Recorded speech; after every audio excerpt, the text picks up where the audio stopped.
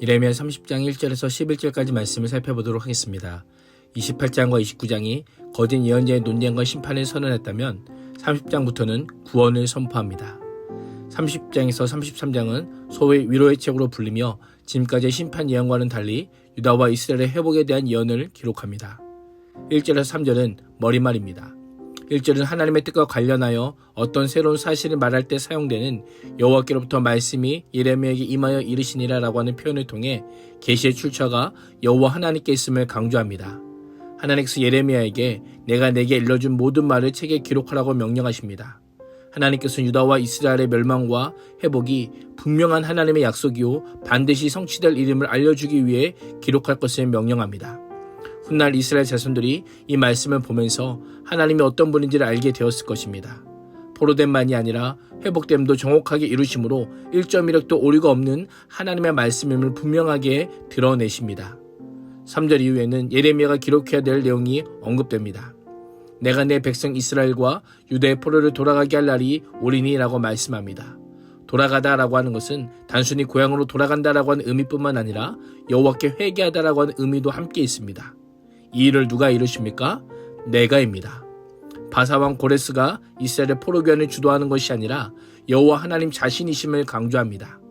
역사는 당대의 힘과 권력을 가진 자에 의해 움직여지는 것이 아니라 하나님의 주권과 계획과 섭리에 따라 움직입니다. 하나님의 경륜에 따라 이스라엘 포로교환을 정하시고 예레미야를 통해 선포하게 하시고 고레스를 통해 역사 가운데 이루게 하시는 것입니다. 결국 유다가 멸망하고 70년 후에 3차에 걸쳐 포로들이 돌아오게 되는데 하나님께서 자신의 주권적인 능력으로 과거 그들의 조상들이 여호와께 기업으로 받았던 그 땅을 다시 기업으로 얻게 될 것임을 약속합니다.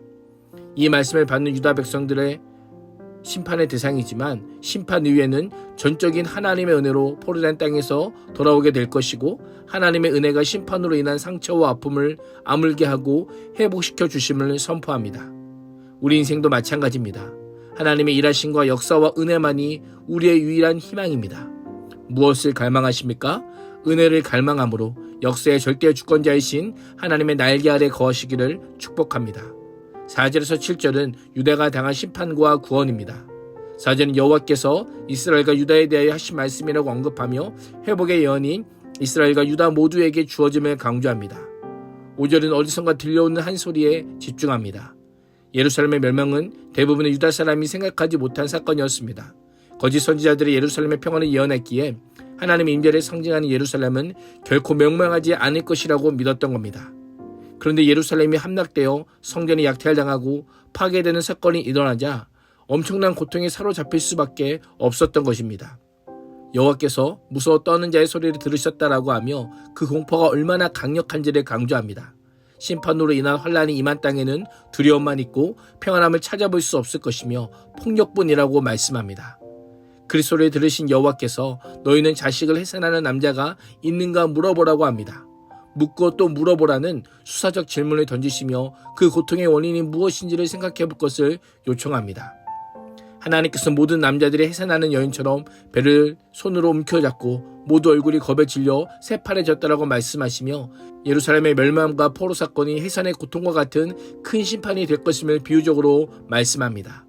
이런 상황을 직면한 예레미야는 슬프다 그날이여 라고 하며 자신의 심경을 표현합니다. 슬프다라고 하는 것은 성경에서 처절한 고통에 사로잡힌 자가 자신의 형편 때문에 그 감정을 억누를 길이 없어 내뱉는 감탄사입니다. 아모스서에서 죽은 자를 애곡할 때 슬프다라고 하는 표현이 처음 사용되었습니다. 그날은 무엇과도 비교할 수 없는 무서운 환란의 날입니다.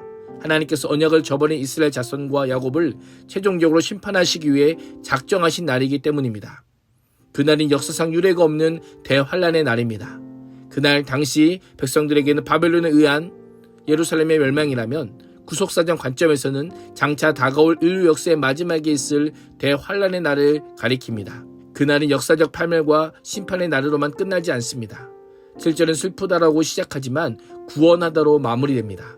슬프다 그날이여 라는 상황과 전혀 다른 역사가 펼쳐질 것임을 예고합니다. 유다 백성이 처절한 형벌의 환란에서 벗어나 구원을 얻을 것임을 예언합니다. 8절에서 11절은 멍에 매인 선민 심판과 구원과 회복입니다. 8절의 그날은 원어상 7절의 그날과 동일합니다. 그러나 그 의미는 완전히 다릅니다. 7절의 그날은 환란이 임하는 날이라면 8절의 그날은 여호와의 구원에 나타나는 날이요 이스라엘 백성의 고난 가운데 희망을 얻어 자유케 되는 날입니다. 만군의 여호와께서 그날에 내가 내 목에서 그 멍에를 꺾어버리며 내 포박을 끊으리라고 선포하시며 바벨론의 압제로부터 여호와께서 구원하실 것임을 강조합니다. 멍에를 주신 여호와께서 그 멍에를 여호와께서 꺾어버리시겠다고 약속하시며 이스라엘 구력의 역사와 해방의 역사 모두 하나님의 주권적인 계획과 섭리에 따른 결과임을 알려줍니다. 그날이 오면 유다 백성들이 포로에서 벗어나 자유인의 신분으로 하나님을 섬기게 될 것이요 하나님의 백성들이 장차 미래에 오실 다윗과 같은 왕, 즉 메시아이신 예수 그리스도를 섬기게 될 것을 약속합니다. 10절 이유는 하나님께서 심판을 예고받은 이들을 향해 나의 종 야곱, 이스라엘이라고 부르시며 두려워하거나 놀라지 말라고 하십니다. 포로로 잡혀갈지라도 꼭 그 땅을 심판하시고 구원하여 돌아와서 평안하고 안정되게 살게 해주시겠다라고 말씀합니다. 불신종으로 인한 징계를 하시지만 하나님의 사랑과 긍휼하심으로 완전히 진멸하지는 않으시겠다라고 말씀하고 있습니다. 이스라엘 백성만이 아니라 오늘을 사는 우리 또한 하나님의 주권적인 능력에 의한 구원의 회복만이 유일한 소망임을 기억하는 인생이 될 수 있기를 주님의 이름으로 축원합니다. 기도하겠습니다. 하나님, 말씀대로 살지 않을 때 고난을 통해 징계하신 하나님이심을 기억하며 불순종의 자리에서 날마다 돌이키는 삶을 살게 하여 주옵소서. 예수님의 이름으로 기도합니다. 아멘.